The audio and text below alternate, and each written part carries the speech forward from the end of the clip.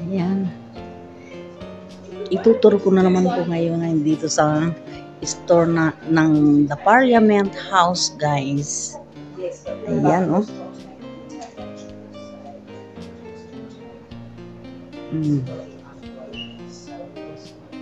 Ganito po ang mga makikita niyong remembrance dito sa Parliament House. Oh.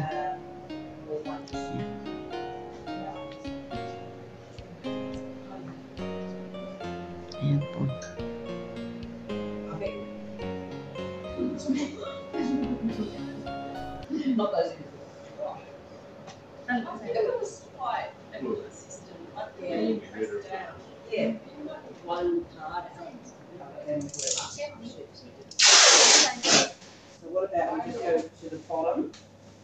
Ayan, may mga pabango rin po dito.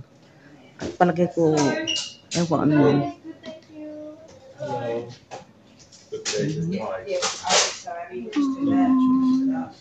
Lizard. Product of the Aboriginal.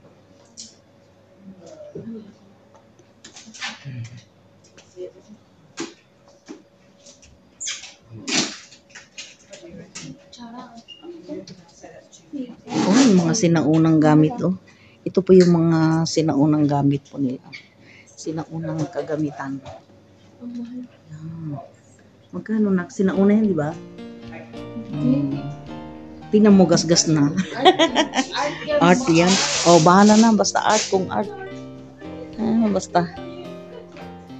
Art daw to, guys. Art.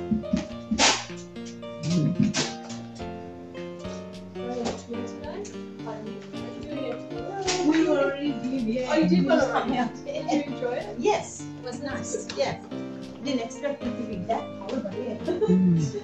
Was it cold? It was cool. On the rooftop. Oh, you went outside. Oh, yeah. Yeah, it's right. Yeah.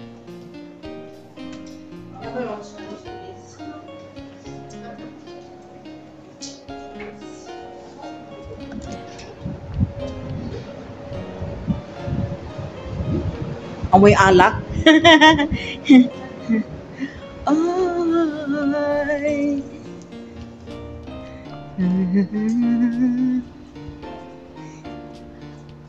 Nandito na po kami sa labas, oh.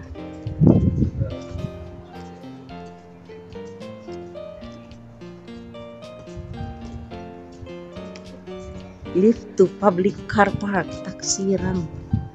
Oh. Ayan. Pababa na po kami, guys, at kami ay uuwi na. Nauuwi na po kami. Pauwi na po kami sa New South Wales.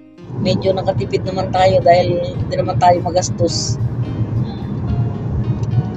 Diba?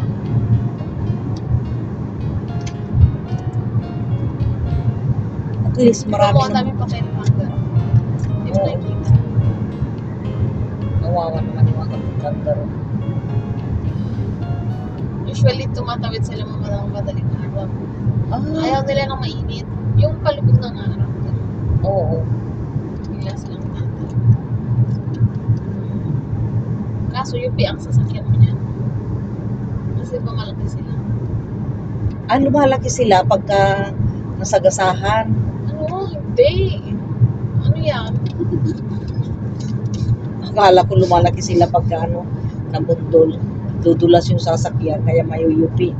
Mabigat yung katawan nila. Puro muscle yan. Galing ano?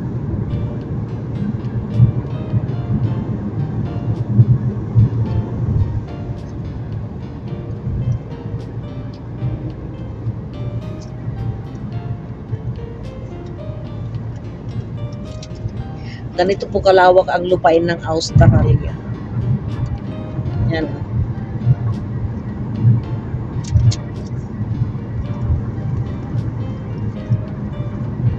Puro kabundukan.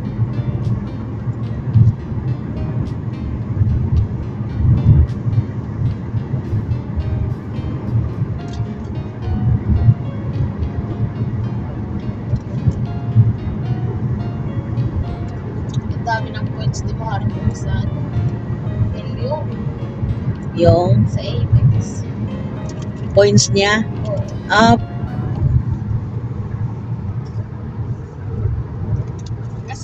yung mga pinambabayad niya.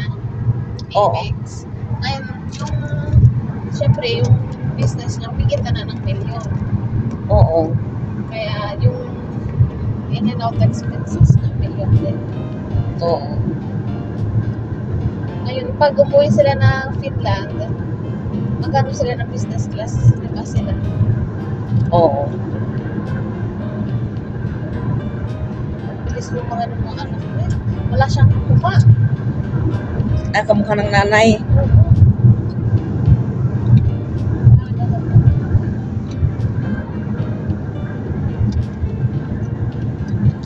Grabe, napakalawak ng lupa dito. Ano na?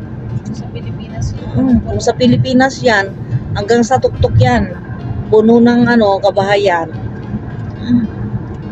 Pero ang tao dito mo nagsisiksikan sa city. Kaya nga eh. Mahirap kasi magpatayo dito ng bahay.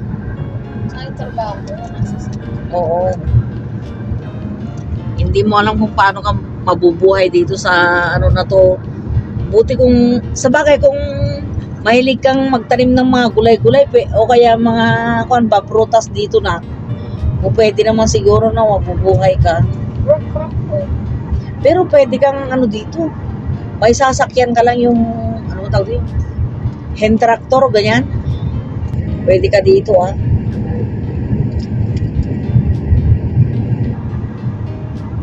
Ayan. O kaya may mga pangputol-putol ka ng kahoy, pwede ka mag-charcoal dito. Tinasulog yung punggubat. Ay, bawal? Di ba nga? Bushfire. Oo nga, Hindi ko pwede basta pagsilab. ang daming mga patay na kahoy. Kaya mabilis silang nagsilab ka, di kung Buong kabundukan, sunog. hindi, dami mo nang uli. Pero yung mga halaman na iba, ba't nasunog na pero nabubuhay pa na, Siyempre, nagkunare rin yung parang nabago. Yun yung Oo. fresh na Hanggat nabubuhay siguro yung ugat niya, Oo.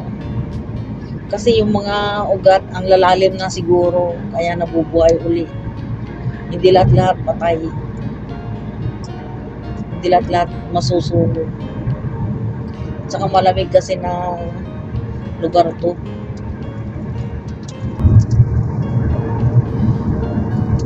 Kaya ang ilalim ng lupa nito, malamig din.